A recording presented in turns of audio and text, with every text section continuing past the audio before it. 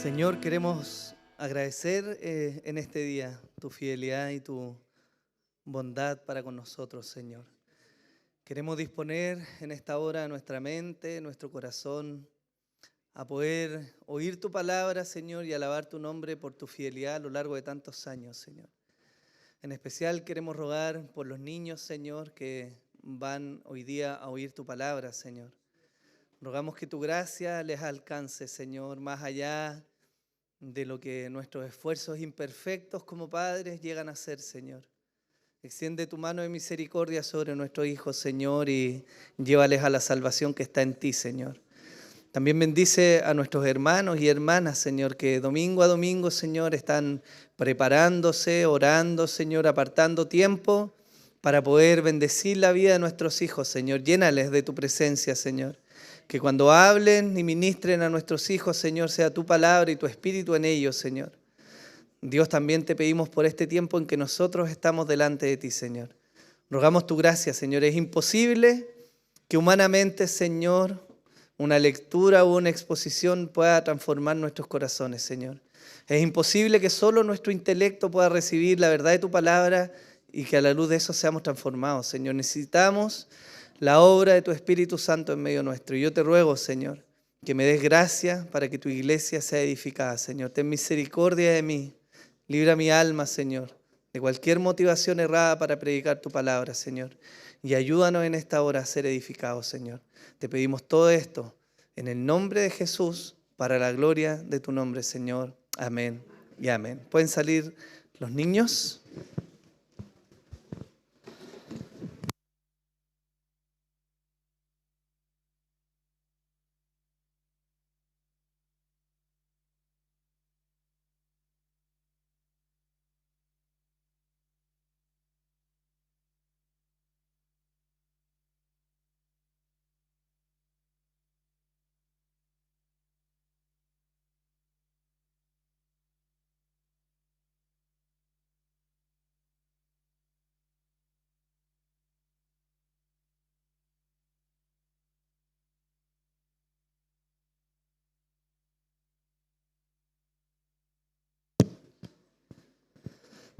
Bien, hermanos. ¿Cómo están?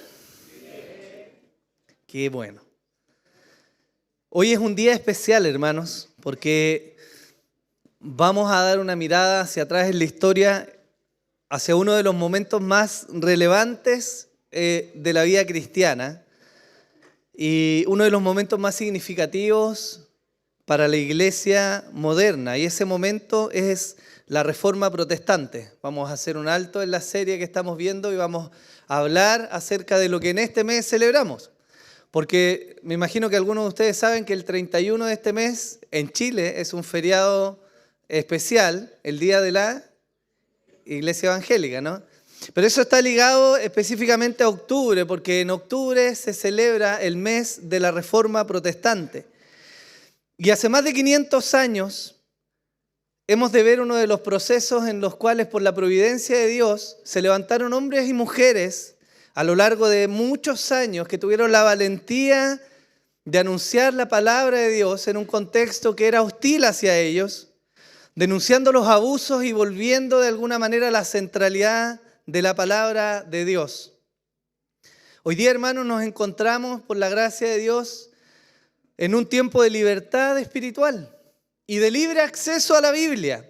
Podemos leer la palabra en distintos idiomas, la tenemos en nuestros dispositivos, la tenemos en papel, de manera ilimitada. Pero esto no siempre fue así. Y es necesario mirar la fe que tenemos hoy día a la luz de lo que la historia nos muestra de cómo la iglesia ha perseverado por la gracia de Dios a lo largo de tantos años. Hoy vamos a ver, como les decía, la Reforma Protestante y la vamos a ver a través de 3 puntos que son el contexto histórico. Vamos a hablar un poco de cómo llegamos a ese punto de la Reforma. Vamos a hablar un poco del corazón del hombre que es reconocido como uno de los grandes promotores, si no el más grande promotor de la Reforma Protestante, que fue Martín Lutero. Y vamos a responder la pregunta, ¿por qué eso nos interesa a nosotros el día de hoy? ¿Cierto? Algunos podríamos preguntarnos, bueno, eso es un tema histórico, ¿qué tiene que ver con nosotros? Pero la verdad es que hay mucho, hermanos, que aprender acerca de ese proceso y que atesorar de lo que somos hoy día, porque estamos ligados a la Reforma Protestante. Es imposible que nuestra fe se separe de lo que ese proceso histórico significó. Así que eso vamos a ver hoy día. ¿Sí? Bien. Ya está acá ya, pues así que no tiene muchas opciones. Hermano, queremos volver atrás. Están en mi chaqueta. Gracias. Si nos volvemos atrás en la historia, hermanos, vamos a partir del año 313 después de Cristo. Este es un momento importante en la historia porque el Imperio Romano se encontraba bajo el mandato de Constantino y es reconocido este año de manera particular porque él emite el Edicto de Milán. El Edicto de Milán viene a poner un punto de inflexión en la historia del cristianismo. Si usted lee la Biblia y precisamente el libro de los Hechos, se va a encontrar que los primeros años de la iglesia fueron difíciles. La iglesia sufrió persecución y en un imperio donde habían tensiones políticas de distintas fuerzas, el cristianismo comenzó a ser perseguido. Pero en el 313, por el Edicto de Milán, se dio libertad a los cristianos por primera vez en la historia para que ellos practicaran su religión de manera libre en el imperio. Y esto marcó, después de 300 años, un punto de inflexión, donde los cristianos por fin pudieron expresar su fe de manera libre, de manera muy similar a como lo podemos hacer nosotros hoy día. Hay diversas razones que nos muestra la historia que movieron a Constantino a tratar de levantar esta libertad a los cristianos. Si miramos la historia, vemos que en primer lugar, hasta esa fecha, los cristianos se habían multiplicado en gran manera y eran numerosos en el imperio. Por lo tanto, ya no era un pueblo aislado ni un grupo minoritario, sino que era significativo para el imperio tener una buena relación con este grupo de cristianos que había crecido. En segundo lugar, los cristianos tenían un buen testimonio, eran reconocidos como hombres de familia. Y esa vida que llevaban en el Evangelio les permitía tener un grado alto de cohesión social, es decir, eran un buen aporte para el imperio en ese momento. Y en tercer lugar, quizás de los puntos más extraños que pudieron haber movido Constantino, relata Eusebio de Cesarea que antes de la batalla del puente de Milvio, en el 312 se dio esto, antes de que se dictara el Edicto de Milán, Constantino tuvo un sueño. Y en ese sueño, él vio una cruz en el cielo, junto a las palabras in hoc signo vinces, que significa con este signo vencerás. Después de que tuvo lugar esta batalla, Constantino ganó, consolidó su poder y para él fue una clara señal de que Dios le estaba mostrando que el cristianismo era la clave para que su imperio prosperara. Ciertamente no sabemos si este hombre realmente fue cristiano. La historia nos dice que al final de sus días, en su lecho de muerte, él fue bautizado. Pero la verdad es que de alguna manera fue movido para promover que los cristianos tuvieran libertad en todo el imperio romano. Si destacamos algunos puntos del Edicto de Milán, vemos que primero se encontraba la libertad religiosa. Y cita textualmente el edicto lo siguiente: concedemos tanto a los cristianos como a todos los demás la libertad de seguir la religión que cada uno quiera, para que cualquier divinidad que haya en el cielo pueda ser propicia para nosotros y para todos los que vivimos bajo nuestra autoridad. En segundo punto, el Edicto de Milán también fue importante, porque se le devolvieron a los cristianos sus tierras y sus posesiones y todos los lugares que les habían sido confiscados hasta antes de este punto en la historia. Y en tercer lugar, como esta religión, el cristianismo, ahora era legalizada en el imperio, se terminó la persecución de los cristianos. Y hermanos, esto es un punto clave en la historia, porque el cristianismo pasó de ser ligeramente tolerado a ser aceptado y validado en el imperio romano. La semilla de lo que hizo Constantino siguió creciendo. Y hacia el 380 tenemos otro hito importante que marcó la historia. A través de Teodosio I se promulgó el Edicto de Tesalónica. Y el Edicto de Tesalónica, de alguna manera, marcó el resto de lo que iba a ser la historia hasta que llegamos a la época de la Reforma, porque estableció el cristianismo niceno, es decir, del Concilio de Nicea, como la religión oficial del Imperio Romano. Los credos y religiones no cristianos que antes eran tolerados pasaron ahora a ser ilegales en el imperio. Y el cristianismo de manera particular se alzó como la religión oficial de todo el Imperio Romano. Teodosio I no solo tuvo un rol en este edicto de Tesalónica, sino que él también se metió de manera personal en distintos concilios y marca de alguna manera la fe, porque él promulgó este edicto y enalteció el credo niceno. El credo niceno en la historia es importante, porque el credo niceno se levantó en su momento contra el arrianismo. El arrianismo fue un movimiento que decía que Jesús era un ser creado y no era Dios. Y en el concilio de Nicea se declaró que efectivamente Jesús se reconocía como Dios encarnado. Entonces, de alguna manera, la teología ortodoxa se plantó en ese momento y ahora el imperio se consolidó como un imperio cristiano. A pesar de que esto fue bueno en algún punto, si lo miramos respecto a lo que significó para los cristianos de esa época, hubieron consecuencias importantes en lo que vino después en la historia hasta este punto. Si enumero algunas de las cosas que tuvieron consecuencia de estos movimientos, el primero de ellos fue el debilitamiento de la fe.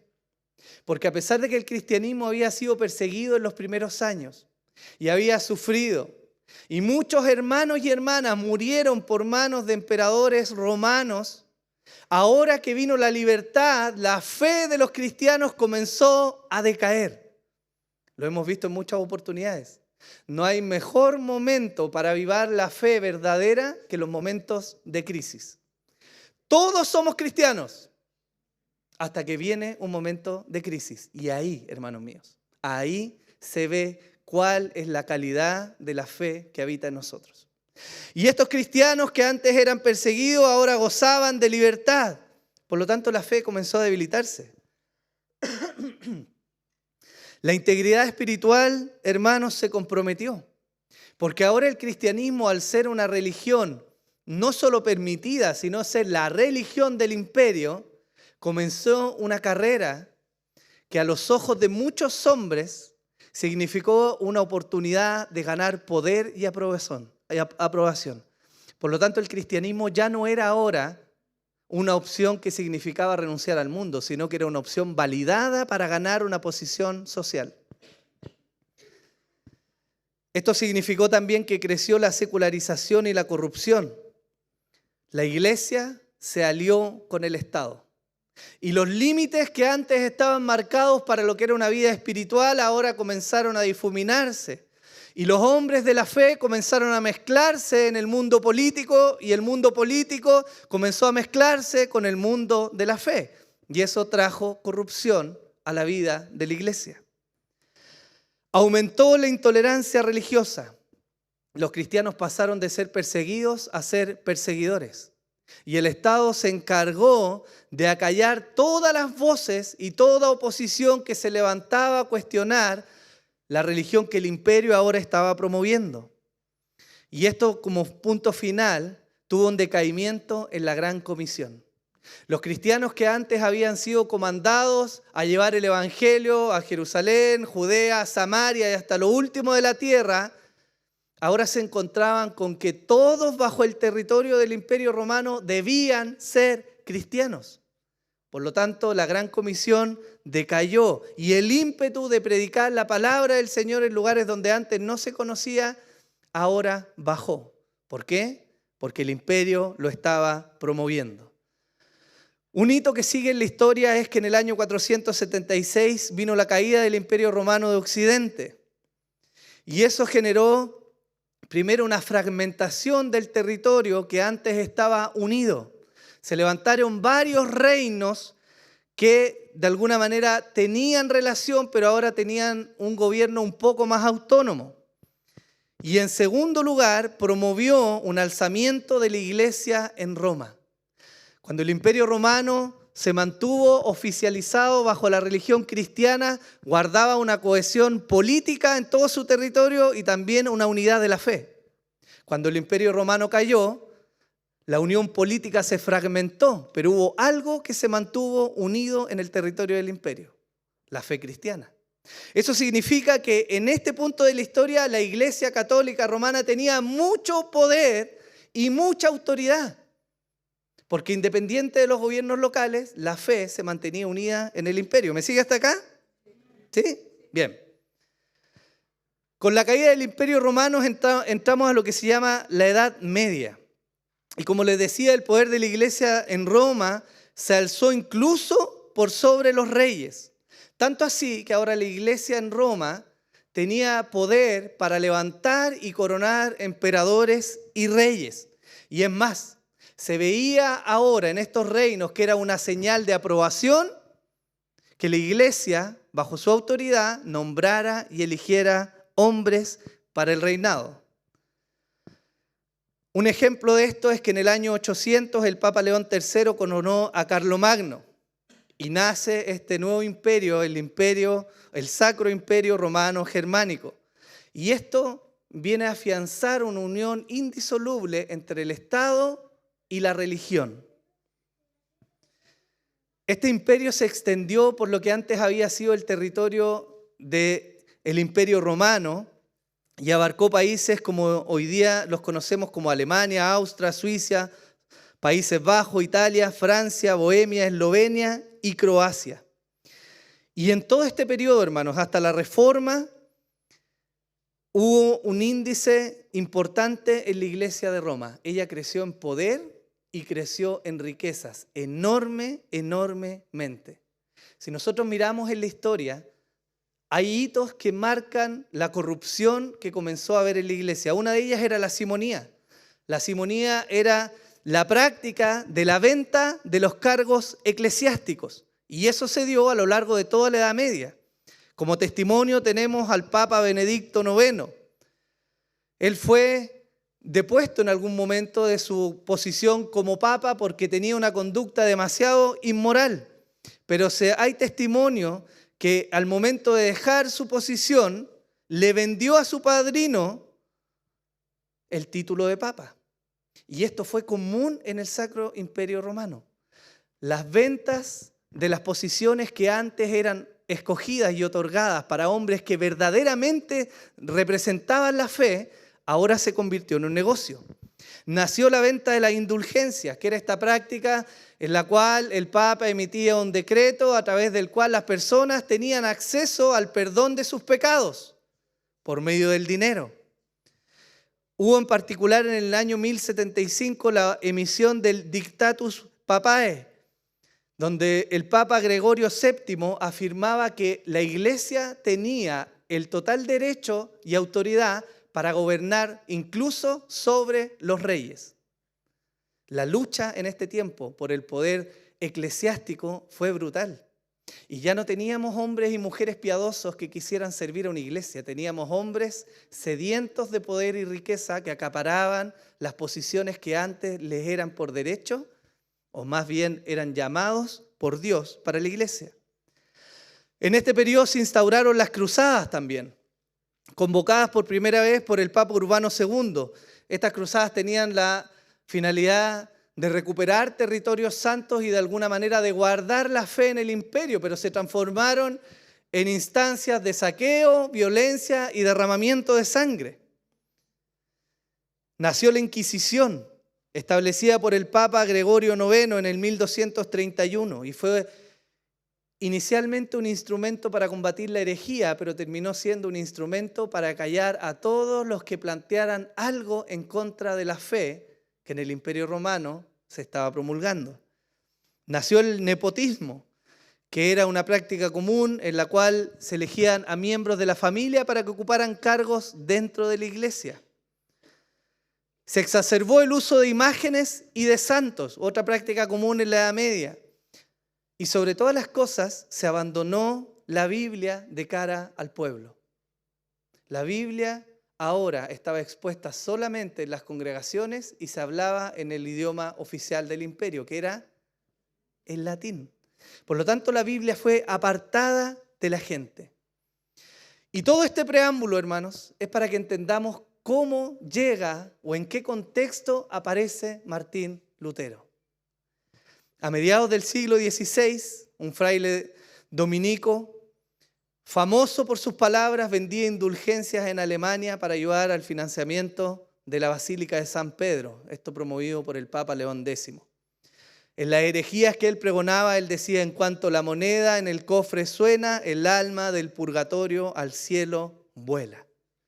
Y tenemos entonces en este momento el nacimiento de un hombre que es Martín Lutero, un católico, que se levanta y ve la triste realidad de la iglesia hasta ese punto. No había una fe sincera, no había una palabra de cara al pueblo. El pecado se trataba simplemente con dinero, se oprimía al pueblo y la corrupción había crecido enormemente hasta ese punto. ¿Qué es lo que él hizo? Lo que nosotros sabemos, ¿cierto? Se levantó y clavó las 95 tesis. Nacido el 10 de noviembre del 483 en Alemania, viniendo de una familia humilde, tenemos entonces la aparición de Martín Lutero en la historia. Entre todo lo que estudió, él se dedicó a la teología y se trasladó a Wittenberg en el 1511, donde llegó a ser profesor de la universidad. Estando en medio de sus estudios, como un católico más de la época, él se encontró con este texto de la Escritura, Romanos 1:17. El justo por la fe vivirá. Y esto de alguna manera voló la mente de Lutero. Le hizo entrar en cuestionamiento respecto a lo que él vivía en la práctica o lo que se vivía en ese momento en el catolicismo romano y lo que la palabra de Dios decía. ¿Cómo podía agradar a Dios y ser justo con todas las pasiones y temores que vivían dentro suyo? Ese era el cuestionamiento que tenía él. Su imagen de Dios era un Dios que demandaba y demandaba y demandaba una justicia que él no podía alcanzar por sus medios. Pero se encuentra con este texto de la Escritura y comienza en el interior suyo a haber un cuestionamiento de qué es lo que la iglesia estaba propagando. Lutero estudió Romanos y Gálatas y sufrió una transformación de su entendimiento. Él comprendió algo sobre la justicia divina.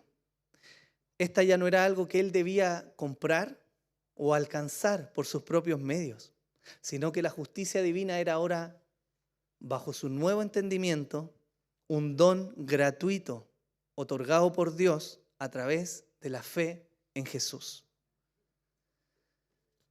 La revisión de Gálatas 2:16, sabiendo que el hombre no es justificado por las obras de la ley, sino por la fe en Jesucristo, terminó de abrir su entendimiento. Él comprendió en medio de ese contexto y después de cientos de años de corrupción en la iglesia, él entendió que la clave para relacionarse con Dios era la gracia de Dios. ¿Me sigue hasta acá? Desde este momento entonces comenzó una inquietud en Lutero, que lo llevó a enseñar una postura diferente en la academia a la cual él tenía acceso. Pero el ícono quizás más notorio para nosotros es que en el 1517, convencido por la Sagrada Escritura, él se levantó y clavó las 95 tesis en la puerta de la Catedral de Wittenberg. Y quiero leerles 5 tesis en particular que de alguna manera nos hablan de cuál era el entendimiento de Lutero ahora. La tesis número 1 dice: cuando nuestro Señor y Maestro Jesucristo dijo haced penitencia, ha querido que toda la vida de los creyentes fuera penitencia. Y con esta tesis Lutero estaba dejando claro que el arrepentimiento no se reduce, hermanos, a una serie de rituales o a la compra de un documento, sino que corresponde más bien a la vida completa de los creyentes en Dios. Salmo 51, 17 dice: los sacrificios de Dios son el espíritu contrito. Al corazón contrito y humillado, oh Dios, no despreciarás. La tesis número 27 dice así: mera doctrina humana predican aquellos que aseveran que tan pronto suena la moneda que se echa en la caja, el alma sale volando. Con esta tesis, Lutero atacó de manera directa a Johann Tetzel, aquel que pregonaba y vendía las indulgencias, y la engañosa enseñanza que él estaba promoviendo. Primera de Timoteo 4:1 dice: pero el Espíritu dice claramente que en los últimos tiempos algunos apostatarán de la fe, prestando atención a espíritus engañadores y a doctrinas de demonios.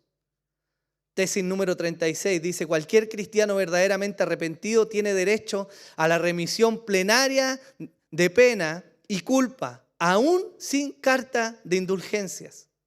Y con esto Lutero estaba diciendo que no era necesario un documento del Papa que afirmara el perdón de los pecados. Primera de Juan 1:9 dice: si confesamos nuestros pecados, Él es fiel y justo para perdonarnos los pecados y para limpiarnos de toda maldad. La tesis 43 dice: hay que instruir a los cristianos que aquel que socorre al pobre o ayuda al indigente realice una obra mayor que si comprase indulgencias. Y estaba de nuevo mostrando que no era necesario pagar por un documento para ser agradables delante de Dios, sino al contrario, la ocupación directa de los necesitados era algo que Dios valoraba.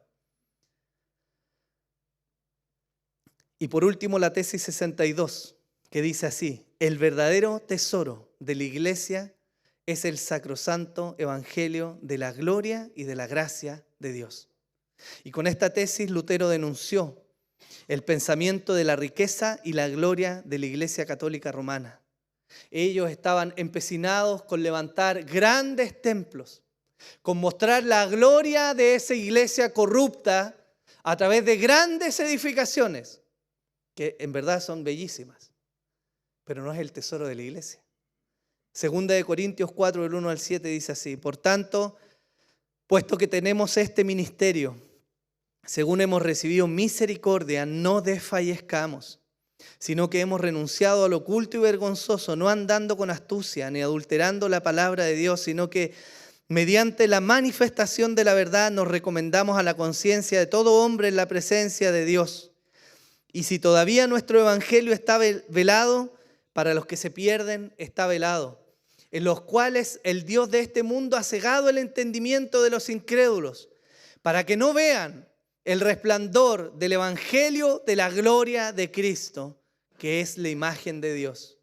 Porque no nos predicamos a nosotros mismos, sino a Cristo Jesús como Señor, y a nosotros como siervos vuestros por amor de Jesús. Pues Dios, que dijo que de las tinieblas resplandeciera la luz, es el que ha resplandecido en nuestros corazones para iluminación del conocimiento de la gloria de Dios en la faz de Cristo. Pero tenemos este tesoro en vasos de barro, para que la extraordinaria grandeza del poder sea de Dios y no de nosotros. ¿Cuál es ese tesoro que habita en vasos de barro? La gloria del evangelio. Ese es el tesoro de la iglesia. Con esta tesis, la número 62, Lutero lapida de alguna manera la enseñanza del catolicismo romano. Y este humilde monje había comprendido la verdadera fuente de la riqueza y esperanza de todo verdadero creyente, el evangelio de la gracia de Dios. ¿Cómo podía entonces, a la luz de esto, guardar silencio? ¿Cómo podía seguir siendo cómplice de un sistema que alejaba la palabra del pueblo e imponía cargas sobre aquellos que necesitaban la gracia de Dios? Por eso él se levanta, y no en un intento de quebrar el catolicismo, sino en un intento de mostrar la verdad, clava estas 95 tesis. ¿Cuál fue la respuesta del catolicismo de la época? El Papa León X envió a Silvestre Prierias, un teólogo, a debatir con Lutero. Él entendió inmediatamente qué era lo que Lutero estaba levantando dentro de sus tesis. Él entendió que el tema no era simplemente la práctica de lo que el catolicismo romano hacía hasta esa época. Él entendió que el punto de Lutero era cuál es la autoridad final que mandata la Iglesia. Este sacerdote católico dijo: aquel que no acepta la doctrina de la Iglesia de Roma y del pontífice de Roma como regla infalible de fe, de la que también las Sagradas Escrituras extraen su fuerza y autoridad, es un hereje. En sus palabras declaró que Lutero era un hereje, pero la respuesta de Lutero fue categórica: como un diablo insidioso, usted pervierte las Escrituras. En 1518, un cardenal llamado Cayetano es enviado de nuevo a debatir con Lutero. Él dice lo siguiente: los méritos de Cristo son un tesoro de indulgencias.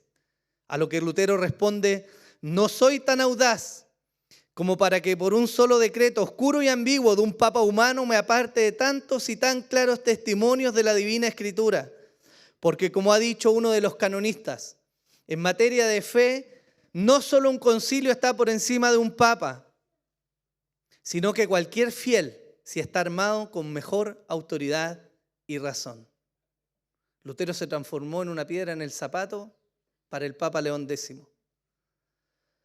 Sobre todo porque estaba en una posición providencialmente importante. El Imperio Romano, que fue la vuelta que les hice al principio, el Imperio Romano al inicio funcionó como una sola unidad. Después de la caída del Imperio Romano y del alzamiento del Sacro Imperio Romano, los reinos se fragmentaron. Y aunque había una autoridad del emperador en el territorio en general, había una gran autonomía local de los distintos reinados. Eso significó que para aquellos que querían sacarse el yugo de Roma de sobre sí, la doctrina de Lutero venía justo como anillo al dedo. Ese fue uno de los motivos por los cuales la Reforma tuvo tanto impacto en Europa en este tiempo. En el 519, Johannes von Eck se reúne con Lutero para sostener de nuevo un debate público, para tratar de mostrar la autoridad del Papa. En síntesis, este hombre dijo que en Mateo 16, 18 y 19 se enseña que Pedro es la roca sobre la que se construiría la iglesia y al que se le dan las llaves del reino. Pedro es reconocido como el primer papa y entonces sus sucesores también lo son. Según este sacerdote católico, Juan 21, del 15 al 19, enseña que Pedro tiene autoridad sobre la iglesia, y es decir, entonces el Papa tiene autoridad sobre todos los cristianos. La respuesta de Lutero de nuevo fue clara: la roca no es ninguna iglesia en particular, sino la iglesia invencible que se encuentra allí donde la palabra de Dios es escuchada y creída. Y es la fe, dijo él, la que posee las llaves, los sacramentos y la autoridad de la iglesia. En el 520, León X condena a Lutero y le amenaza con la excomunión. En el 521, Lutero es oficialmente excomulgado de la Iglesia Católica Romana.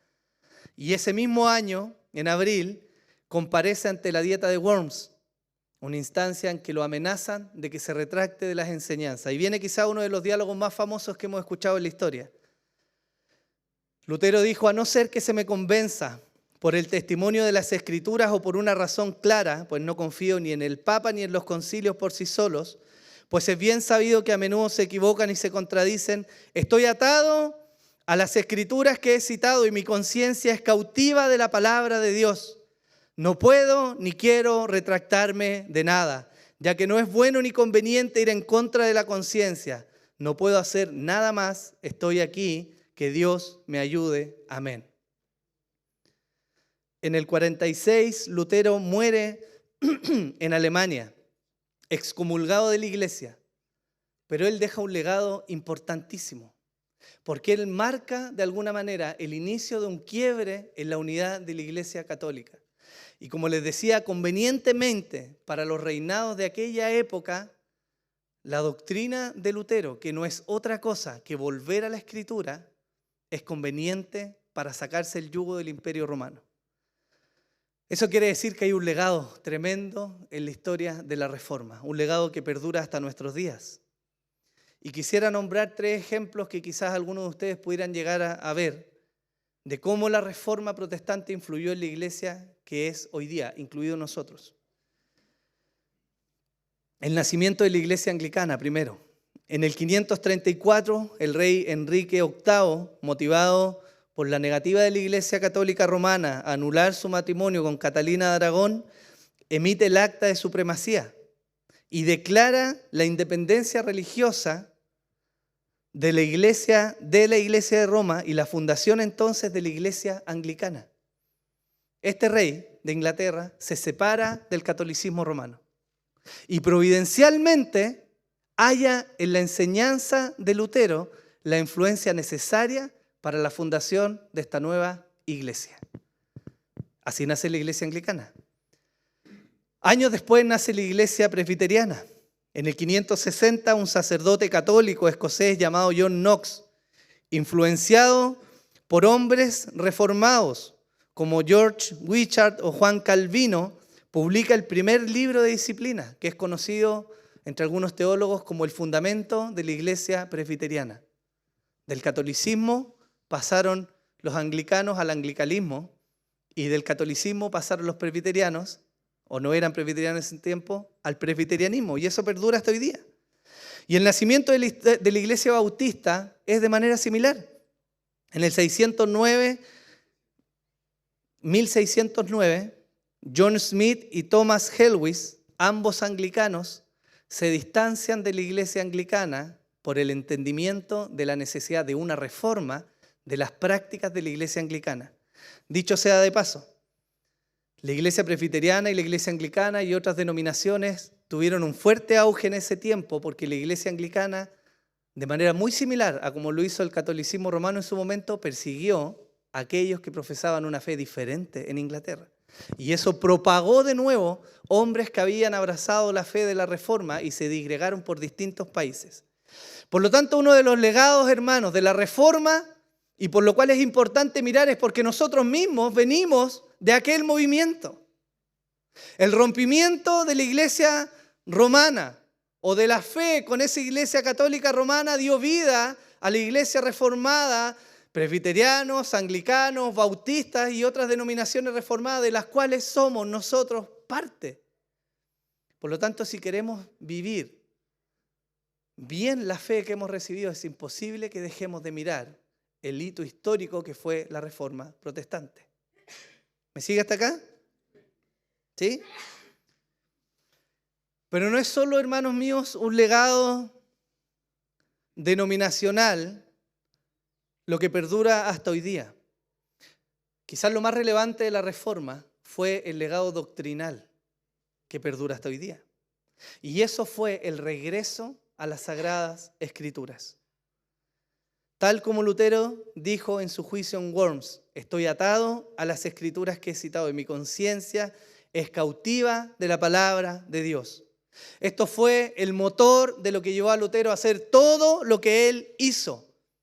El abuso de la Iglesia Católica Romana jamás hubiera saltado a la vista de Lutero si él no hubiera estado inmerso en el estudio de las Sagradas Escrituras. La abundante gracia de Dios disponible para los pecadores no hubiera sido jamás admirada si no hubiera estado él expuesto a la palabra de Dios. Por lo tanto, la teología fundamental de Lutero fue una vuelta a la Biblia y una necesidad de traer la Biblia al pueblo. Más tarde de la Reforma se acuñó un principio o una doctrina que se llama sola Scriptura. Y esto dice: solo la Escritura es la máxima autoridad para la fe y la práctica cristiana. Lutero no inventó nada. Él descubrió algo que había estado siempre en las Sagradas Escrituras, pero que le había sido quitado al pueblo al habérsele apartado de la palabra de Dios. Segunda de Pedro 1, 19 al 21 dice así: y así tenemos la palabra profética más segura, a la cual hacéis bien en prestar atención como una lámpara que brilla en un lugar oscuro, hasta que el día despunte y el lucero de la mañana aparezca en vuestros corazones. Pero ante todo sabed esto, que ninguna profecía de la Escritura es asunto de interpretación personal, pues ninguna profecía fue dada jamás por un acto de la voluntad humana, sino que hombres inspirados por el Espíritu Santo hablaron de parte de Dios. Segunda de Timoteo 3, 16 al 17 dice: toda escritura es inspirada por Dios y útil para enseñar, para reprender, para corregir, para instruir en justicia, a fin de que el hombre de Dios sea perfecto, equipado para toda buena obra. Jesús mismo dijo en Mateo 5, 18: porque en verdad os digo que hasta que pasen el cielo y la tierra, no se perderá ni la letra más pequeña, ni una tilde de la ley, hasta que todo se cumpla. Dicho de otra forma, el legado de la Reforma Protestante no es solo una denominación en particular, sino el regreso a la Biblia como la fuente de la cual hemos de beber para conocer el maravilloso evangelio de la gracia de Jesucristo. Hermanos, somos hijos de la Reforma. Y si somos hijos de la Reforma, somos hijos de la Biblia. Por eso debe ser central. No da lo mismo la doctrina. No da lo mismo el desconocimiento de la Biblia. Porque históricamente el alejarse de la palabra de Dios conduce al exceso y la corrupción. Y la iglesia se vio presa durante siglos por un sistema que capturó la palabra y la alejó de la gente. El testimonio de Lutero es tremendo, hermanos, porque él tenía acceso a los libros. Él era un hombre letrado. Él leía la Biblia y luchaba con esta imagen del Dios que le mostraba el catolicismo romano. Un Dios enojado, un Dios castigador, un Dios para el cual nunca es suficiente nada. Un Dios al cual se le debía entregar su dinero y una devoción irrestricta a hombres que vivían en excesos. Y lo único que abrió su mente y le trajo paz fue la palabra de Dios. Lutero vivió una transformación tremenda. Él despertó a una relación personal con Dios después de años de mirar de lejos al Dios del catolicismo romano. Él por fin conoció y se entregó a una relación personal con Él. Hermanos, de la Biblia comprendemos la naturaleza corrupta que permea nuestros corazones. Es decir, jamás nos vamos a dar cuenta de lo horrible del pecado en nosotros si no miramos la Biblia. De la Biblia comprendemos el daño que el pecado nos produce a nosotros y a nuestro entorno. De la Biblia entendemos que estamos perdidos frente al único Dios verdadero si miramos por nuestro propio esfuerzo. De la Biblia sacamos la esperanza de la fe en Jesús como la única fuente de salvación. De la Biblia hallamos contentamiento y esperanza en medio de las tribulaciones. De la Biblia se llena nuestro corazón cuando vemos el reflejo de Jesús y su amor ahí. Y de la Biblia se ancla nuestro corazón temeroso ante la realidad de un Dios soberano y de la maldad en este mundo. Juan 5:39, Jesús dijo: examinad las Escrituras porque vosotros pensáis que en ellas tenéis vida eterna, y ellas son las que dan testimonio de mí. La vida bajo el sol, como decía el escritor, es difícil.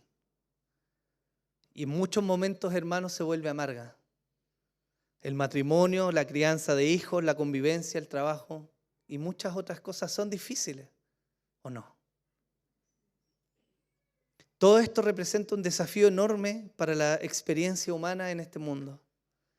No solo por la tarea misma, sino porque además luchamos contra el pecado en nosotros. El egoísmo, el narcisismo, la falta de amor, la pereza, la negligencia, el orgullo, ¿no nos hacen la vida más amarga acaso? Y la única esperanza de sortear la vida de una manera digna es por medio del Evangelio de la gracia de Dios. No hay forma en que usted aspire a ser o yo aspiremos a ser buenos padres, buenos esposos, buenos trabajadores, si no es por medio de la palabra de Dios. ¿No da testimonio nuestra vida de cuánto herimos a los que decimos amar? ¿No da testimonio nuestra propia vida de la corrupción que habita en nosotros?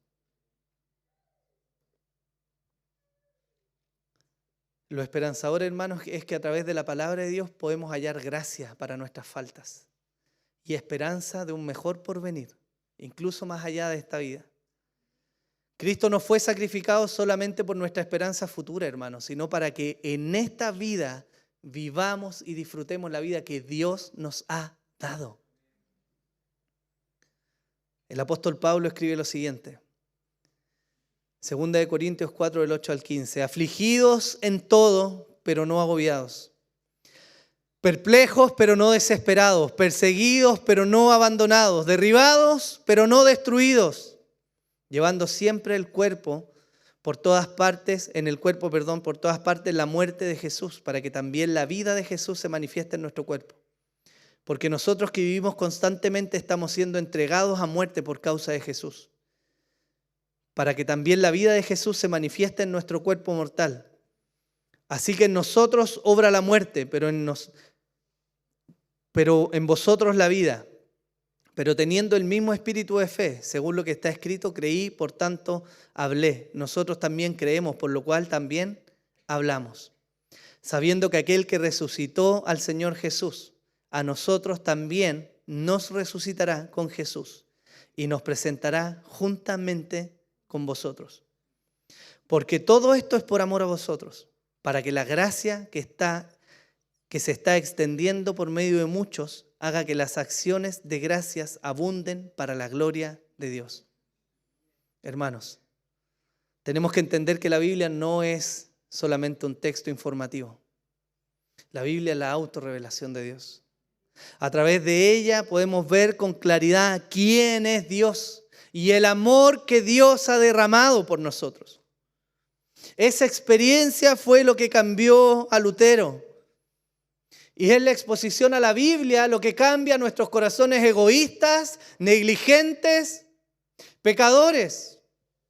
De tal manera, no que agrademos a Dios por nosotros, sino que recibamos la gracia de Jesús y entonces vivamos de una manera que agrada al Señor. Cuando nosotros, hermanos, obedecemos al Señor, no solo nosotros somos beneficiados, sino que su familia y su entorno cercano es beneficiado. Porque lo primero que lucha contra el egoísmo es el evangelio en nosotros, ¿o no? Entonces, si usted está recibiendo quejas en su matrimonio de ser egoísta, a usted le falta el Señor. Y usted no va a recibir más de Dios si no es por medio de la Biblia. Lo que nos hace madurar, hermanos, es el evangelio en nuestras vidas. No hay otra cosa. El amor sacrificial, que a veces es natural, y digo a veces porque no siempre se da, que a veces es natural respecto a nuestros hijos, es potenciado con mayor fuerza cuando vemos el evangelio de la gracia del Señor. Y vemos que somos no solo mandatados a sacrificarnos, sino que además somos fortalecidos en Dios cuando obedecemos el mandato. Pero eso lo vemos en la Biblia. Y eso es un legado de lo que Lutero hizo y la Reforma Protestante, es la vuelta a la palabra del Señor. Pero también hay otro legado importante, hermanos, que tenemos que mirar, y es que la providencia de Dios se manifiesta en todo esto. En palabras de Juan Calvino, la providencia de Dios incluye tanto la preservación de todas las cosas como la dirección de sus eventos para cumplir con su propósito divino. Considera que todo lo que sucede está bajo el control soberano de Dios, y aunque los seres humanos actúan según su libre albedrío, Dios orquesta todo para su gloria y el bien de los creyentes. Y esto nos muestra la Reforma Protestante. Si miramos la historia, hasta ese momento podríamos pensar que Dios había olvidado de su iglesia.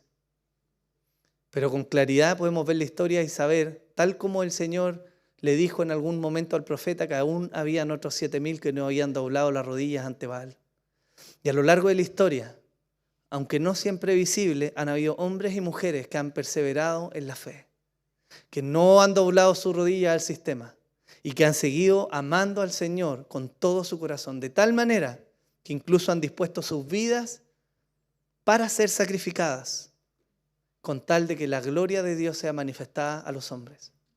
Lutero no fue el único, hubieron otros antes que él, John Hus, Wycliffe, hubieron otros después de él, Knox, Calvino y tantos otros reformadores que lucharon contra un sistema y vivieron la oposición, no porque querían ser algo, sino por la convicción de la necesidad de traer la palabra de Dios a todos. Eso nos debiera hacer reflexionar a nosotros hoy día, hermanos. Porque la palabra de Dios está servida en bandeja de plata para todos nosotros. Pero no todos vamos a la palabra de Dios, ¿no?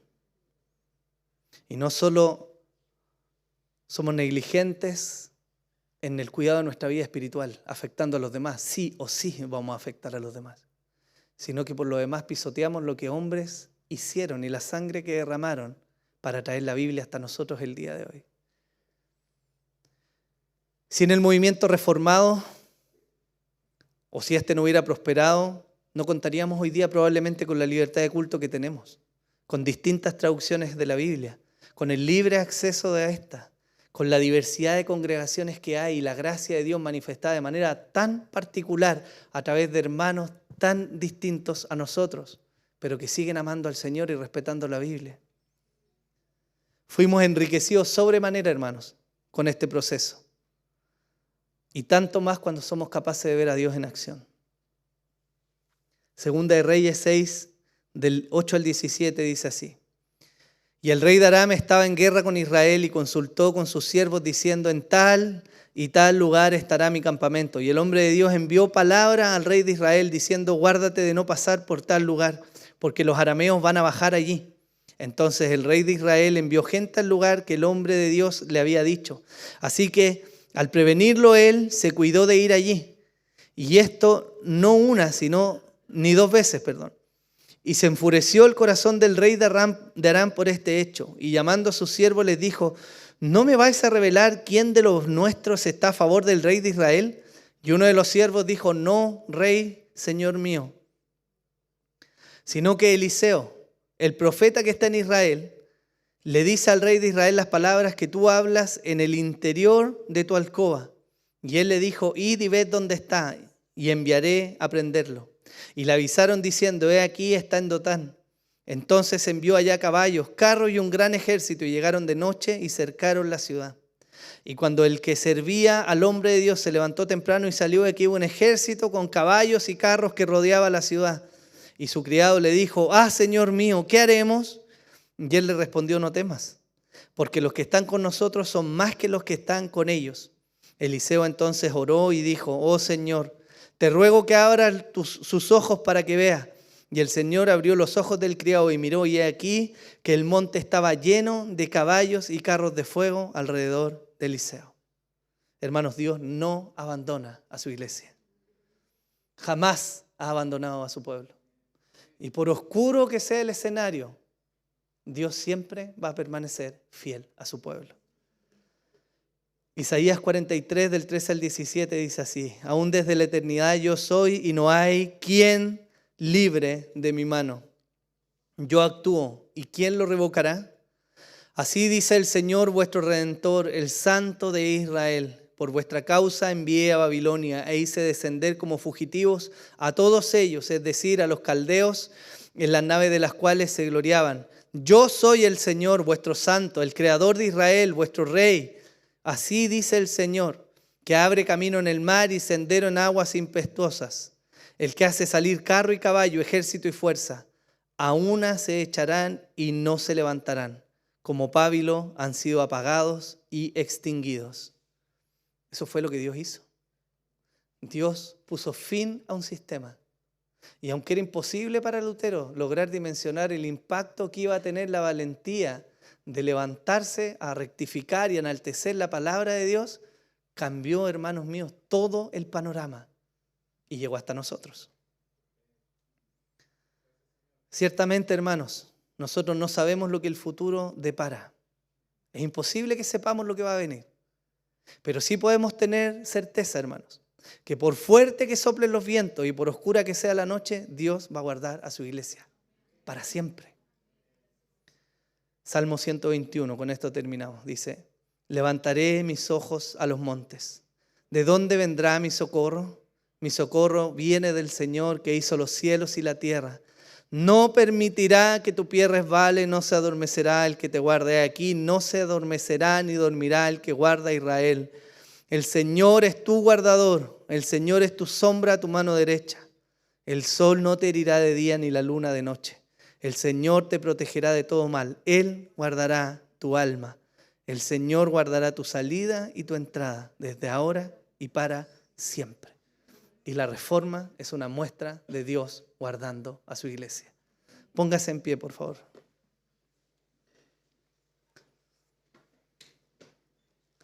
Vamos a orar al Señor, hermanos. Ciertamente hay mucha historia en lo que yo les he contado. Y hay muchos registros y fechas y años y personas. Pero es maravilloso que logremos entender cómo llegamos a ser lo que somos hoy día. Y entender en el contexto en el cual este hombre valiente se levantó es necesario para que atesoremos la fe de hoy día. Somos una expresión, hermanos, de la gracia de Dios revelada y del cuidado de Dios por su pueblo.